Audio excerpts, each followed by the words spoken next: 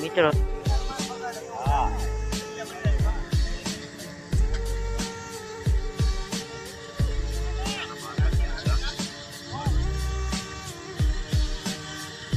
મિત્રો જોઈ લો ટ્રેક્ટર પાછું હવે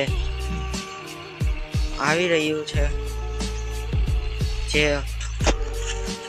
જે પાલામાંથી જે માંડવી નીકળી હતી એ લઈને આપણે ફરી એકવાર બ્લોગ શરૂ કરી દીધો છે અને અત્યારે બ્લોગ વાગી રહ્યા છે 5:09